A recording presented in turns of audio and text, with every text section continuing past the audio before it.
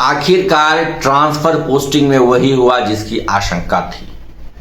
मैं लगातार इस बात को कह रहा था कि सरप्लस शिक्षकों को चिन्हित करने का जो क्राइटेरिया सरकार ने बनाया है, शिक्षा विभाग ने बनाया है, वह दोषपूर्ण है और शिक्षकों में इसके प्रति बहुत आक्रोश है। दर्जनों समूह संघ याचिका हाईकोर्ट में दायर कर चुके थे और मैंने पिछले शुक्रवार को भी कई सारे इंटरव्यूज में यह बताया था कि सोमवार को प्रक्रिया ठप हो सकती है और आखिरकार वही हुआ।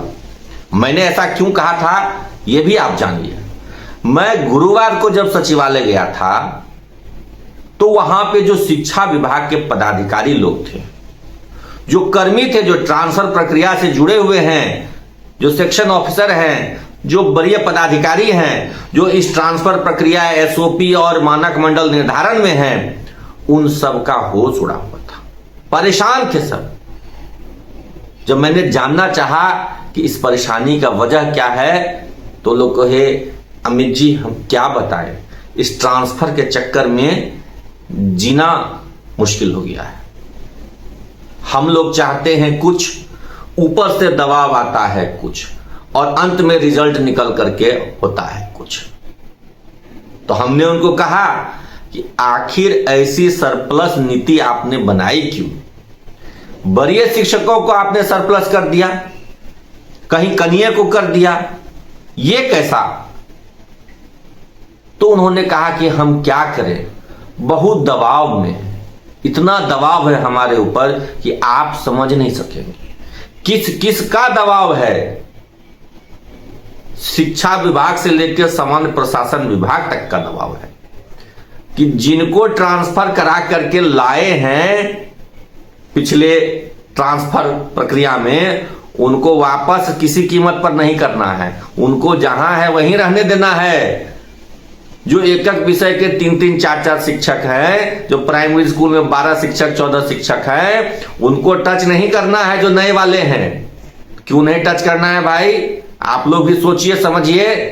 माल प्रैक्टिस समझते हैं ना, माल प्रैक्टिस हुआ था। बार बार हम लोग कहते हैं इस बात को कि बिना किसी पॉलिसी, बिना किसी मानक मंडल के पिछले बार जो ट्रांसफर हुआ उसमें खूब माल प्रैक्टिस हुआ। जब माल लिया है तो कमिटमेंट पूरा करना होगा। कैसे तुरंत आप उनको हटा दीजिएगा? साल भर भी नहीं हुआ है।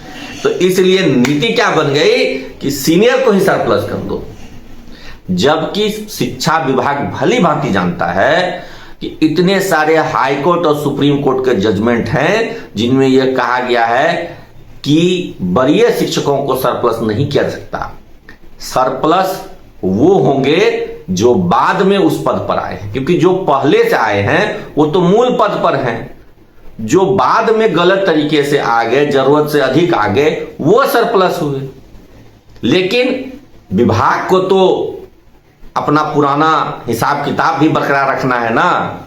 जिससे माल लिए हैं उसको कैसे वापस भेज दें? वापस किसी को अररिया से पटना बुला लिए हैं, किसी को किशनगंज से बुला लिए हैं, किसी को कटिहार से बुला लिए हैं, किसी को जमुई से, किसी को बांका से, सबको जो पटना में बैठा के रखे हैं। और यूपी वालों को जो पूरे बिहार के 24-26 जिलों से उठा करके पटना के आसपास 8-10 जिलों में भर दिए हैं, उनको वापस कैसे भेज दें? क्या होगा? पूरा सिस्टम पुराना वाला जो था वो ध्वस्त कैसे हो जाए? तो उस सिस्टम को भी बनाए रखना है।